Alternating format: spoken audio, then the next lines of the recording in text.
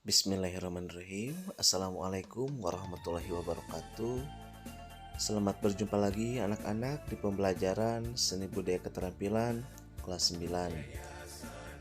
Sebelum pembelajaran, Bapak mendoakan semoga kalian diberikan kesehatan oleh Allah Subhanahu wa taala dan diberikan suatu kecerdasan, dan tentunya kalian tetap semangat untuk belajar. Untuk materi hari ini yaitu bab 3, menyanyikan lagu secara solo atau tunggal. Baik anak-anak, sebelum pembelajaran kita lihat dulu untuk alur pembelajaran. Bernyanyi solo tunggal dibagi menjadi dua. Yang pertama, jenis penampilan vokal solo atau tunggal, materi vokal, teknik vokal, penampilan. Yang kedua, latihan improvisasi lagu secara solo atau tunggal, yaitu ritmis, melodis, dan ekspresi. Baik anak-anak, kita akan ke materi. A. Jenis penampilan vokal solo atau tunggal. Bernyanyi merupakan aktivitas yang menyenangkan bagi siapa saja yang sedang bahagia, sedih, ataupun dalam keadaan yang tidak menentu. Karena dengan bernyanyi hati menjadi terwakilkan lewat alunan musik dan lirik lagu yang indah. Ada beberapa jenis penampilan bernyanyi yang sering kita lihat di televisi ataupun secara langsung di sebuah panggung. Ada yang bernyanyi sendiri dengan diiringi musik dari CD, ada juga yang tampil dengan band lengkap, lalu ada juga yang bernyanyi bersama-sama lebih dari 2 orang. Semua penampilan tersebut tentunya memiliki keunikan dan sisi menarik yang berbeda. Karena memang dari segi persiapan dan sarana pun akan memiliki detail yang berbeda di setiap jenis penampilan. Jenis penampilan vokal solo atau tunggal sering dinilai penampilan yang paling sederhana dan tidak banyak membutuhkan banyak sarana dan prasarana. Padahal sebenarnya sama saja. Setiap penampilan vokal solo justru memiliki beban yang lebih berat karena seluruh keberhasilan penampilannya sangat bergantung kepada sang vokalis atau penyanyi itu sendiri. Berikut ini adalah hal-hal yang harus benar-benar dipahami dan disiapkan seorang vokalis yang akan bernyanyi solo atau tunggal. B. Materi vokal. Nah, untuk materi vokal kita langsung saja ke 1.1, yaitu warna suara atau timbre. Bunyi atau suara satu siswa berbeda dengan siswa yang lainnya. Hal ini dikarenakan getaran-getaran yang dihasilkan bentuk masing-masing pita suaranya berbeda. Perbedaan ukuran pita suara merupakan pemberian dari Tuhan yang akan menghasilkan frekuensi suara masing-masing juga. Dari perbedaan inilah dihasilkan warna suara yang berbeda. Warna suara ini jika dilatih dengan teknik vokal yang benar akan menghasilkan karakter vokal yang kuat. Selanjutnya 1.2 yaitu wilayah nada. Kemampuan seseorang dalam mencapai ketinggian dan rendahnya nada menyebabkan seseorang memiliki wilayah nada tertentu.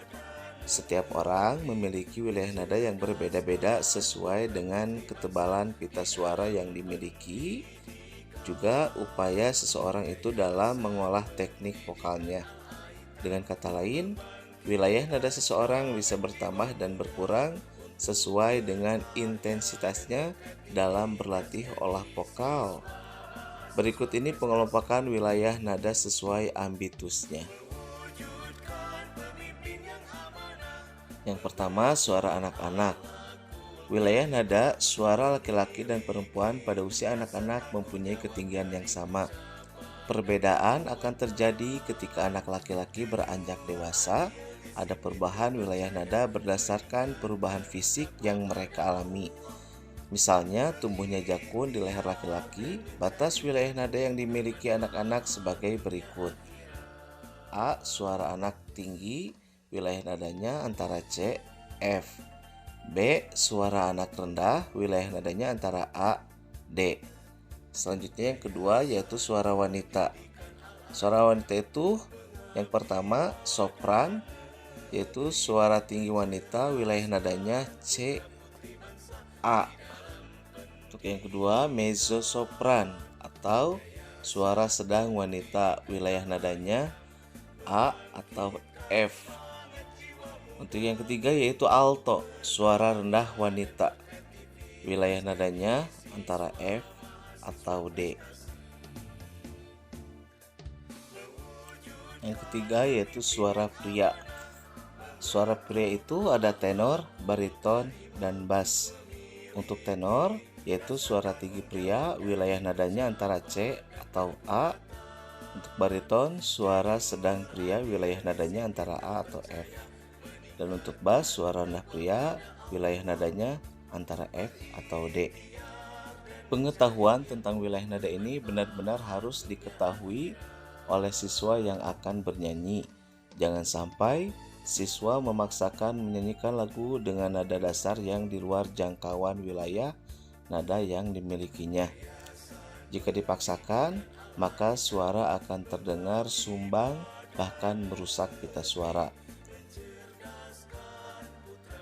Untuk mengecek wilayah siswa dapat menggunakan alat musik piano atau keyboard dengan panduan seperti gambar di bawah ini.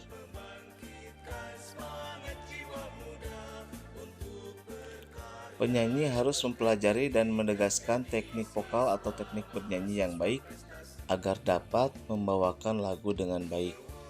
Nah, untuk gambarnya kalian bisa dilihat gambar di bawah ini. Baik, kita lanjut anak-anak ke bagian C, teknik vokal. Bernyanyi merupakan kegiatan yang menyenangkan baik bagi pendengarnya maupun bagi penyanyinya sendiri. 1. Sikap bernyanyi. Bernyanyi yang baik harus diawali dengan sikap bernyanyi yang baik pula. Karena sikap berdiri yang baik ini dapat memaksimalkan tenaga untuk bernyanyi. Berikut ini cara berdiri yang baik pada saat bernyanyi. 1. Badan tegak dan rileks, kaki dibuka sedikit. 2. Berat badan bertumpu di kedua kaki dengan seimbang. 3. Dada dibusungkan tapi tetap rileks. 4. Pandangan lurus ke depan. Dan 5. Posisi tangan rileks di samping kiri kanan. Selanjutnya, pernafasan diafragma. Pernapasan yang dianjurkan digunakan pada saat bernyanyi yaitu pernafasan diafragma. Di dalam diafragma ini terdapat otot yang jika terus dilatih dengan olah napas akan menjadi lebih kuat sehingga dapat memperpanjang durasi keluarnya napas kita pada saat bernyanyi.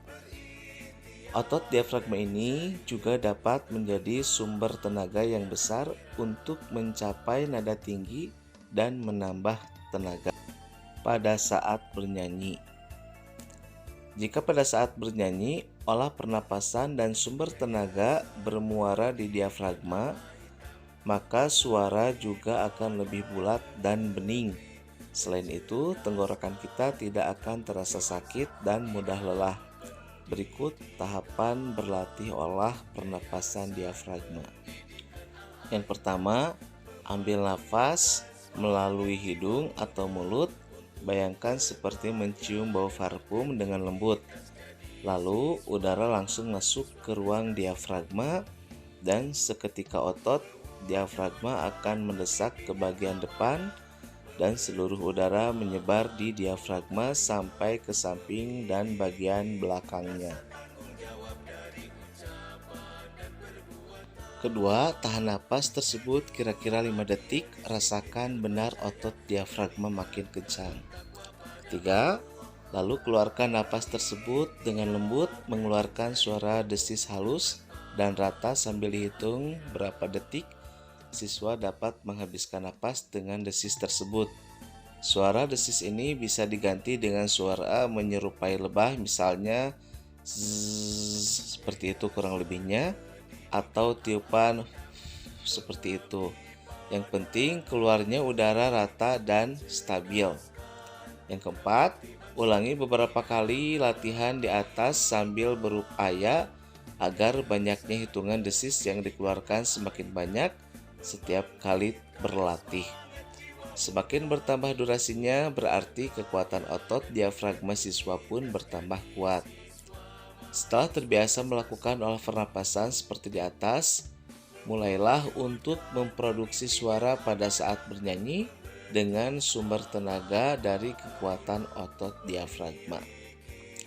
Baik, kita lanjutkan, yaitu bagian 3, resonansi. Dalam bernyanyi, seseorang harus dapat menggemakan suara dengan cara menempatkan sumber suara agar suara lebih keras pada saat dikeluarkan dan sampai kepada pendengar. Proses menggemakan suara ini disebut dengan resonansi. Lakukanlah.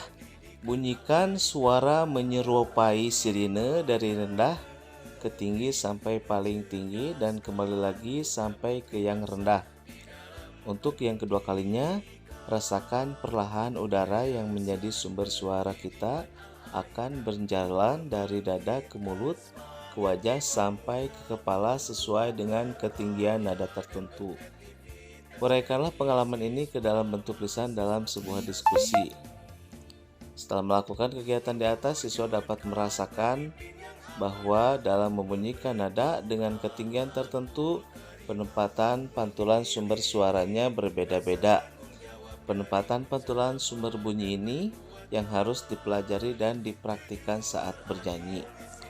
Ada 3 jenis resonansi atau tempat memantulkan sumber bunyi sesuai fungsinya. Yang pertama, resonansi dada. Memantulkan sumber bunyi pada bagian dada akan menghasilkan suara rendah. Jika akan memproduksi suara yang rendah, hendaklah menggunakan resonansi dada agar nada rendah dapat dicapai dengan tepat dan halus. Yang kedua, resonansi hidung. Memantulkan sumber bunyi pada bagian wajah seputar hidung, yaitu meliputi tulang rahang, mulut sampai ke pipi, akan menghasilkan suara sedang yang tepat dan halus. Selain itu juga, kerja tenggorokan tidak terlalu berat dan tidak mudah lelah. Suara yang dihasilkan pun akan terdengar lebih bening dan bersih. Yang ketiga, resonansi kepala. Memantulkan sumber bunyi pada bagian kepala akan menghasilkan suara tinggi dan halus. Untuk dapat menghasilkan nada-nada tinggi yang tepat dan halus, resonansi kepala ini harus juga disupport dengan kerja otot diafragma yang maksimal juga. Jangan sekali-sekali memaksakan memproduksi suara tinggi di tenggorokan karena sudah pasti nadanya tidak akan sampai dengan tepat. Suara tidak bening dan akan terasa sakit di tenggorokan. Dan jika hal ini sering dilakukan, maka akan merusak kualitas pita suara. Selanjutnya, artikulasi dan gerak mulut. Bernyanyi yang baik tidak bisa terlepas dari pengucapan kata-kata yang ada pada lirik lagu dengan jelas. Yang selanjutnya yaitu phrasing atau pengkalimatan.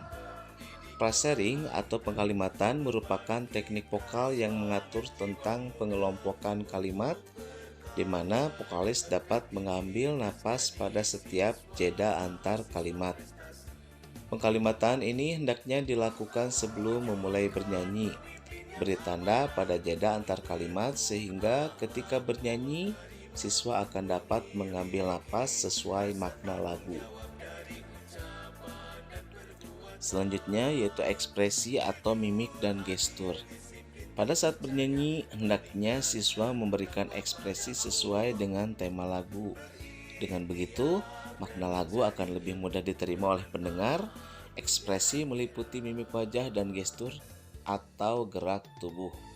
Untuk selanjutnya, coba kalian nyanyikan 2 lagu dan untuk lagunya nanti akan menyusul. Baik, kita lanjut yaitu ke penampilan. Coba perhatikan tayangan konser seseorang penyanyi di TV atau secara langsung di sebuah panggung yang besar. Lihatlah bagaimana penampilan mereka. Dapat dipastikan seorang penyanyi yang profesional akan mempersiapkan penampilan mereka mulai dari baju atau kostum yang digunakan, gaya rambut, sepatu, aksesoris, dan riasan wajah yang akan disesuaikan dengan tema acara, tema lagu, dan tempat yang menjadi tempat tampil untuk bernyanyi. Hal ini dilakukan agar pertunjukan menyanyi mereka akan lebih indah dilihat dan berkesan. Lanjut, latihan improvisasi lagu secara solo atau tunggal. Improvisasi adalah melakukan sesuatu tanpa persiapan. Dalam bernyanyi merupakan pengembangan ornamentasi pada sebuah lagu dengan tujuan agar lagu terdengar tidak membosankan dan lebih menarik. Improvisasi ini tidak dilakukan pada semua bagian lagu, hanya pada bagian-bagian tertentu saja agar bentuk lagu yang aslinya tetap jelas. Karena sifatnya untuk memperindah lagu, bayangkan saja improvisasi ini seperti renda yang dipasangkan hanya di sudut-sudut taplak meja. Maka taplak tersebut akan terlihat lebih manis dan indah. Jika renda tersebut dipasangkan sampai menutupi semua bagian taplak, tentu taplak tersebut akan terlihat tidak indah dan terlalu berlebihan. Kita lanjut. Variasi lagu dapat dilakukan mengubah 3 unsur lagu sebagai berikut. 1. Ritmis. Perubahan dalam irama lagu, misalnya lagu yang diciptakan dalam irama pop divariasikan dengan cara dibawakan dengan iringan irama jazz atau dangdut. 2. Melodis, biasanya berupa penambahan nada dengan jarak nada yang berdekatan. 3. Dinamika, perubahan bunyi keras dan lembut pada bagian lagu sesuai dengan kesan yang akan disampaikan. Baiklah anak-anak, itulah yang dapat Bapak sampaikan. Bapak ucapkan terima kasih dan selamat belajar. Wassalamualaikum warahmatullahi wabarakatuh.